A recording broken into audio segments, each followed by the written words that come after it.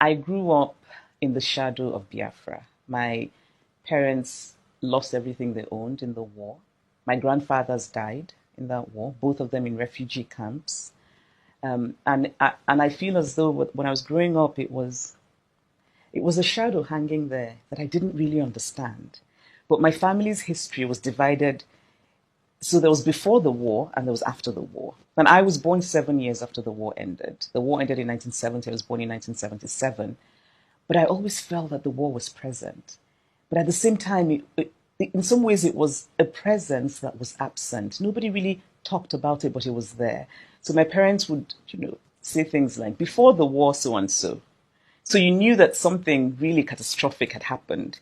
And as a teenager, I started asking questions. I started reading about it. And so I think I've been preparing for this book for a long time. And I like to say that my grandfathers, I really believe this, that my grandfathers wanted me to write this story. And for me, in a way, I wish I had known my grandfathers. They sound like really lovely men. And so for me, this is the thing that took them. And I wanted to understand this thing that took them. This is the thing that I think made my father and his generation lose their sense of innocence and their sense of hope about Nigeria. And I wanted to understand that. And I think that that war, the Nigeria-Biafra war, really shaped the political structure of Nigeria and still does today.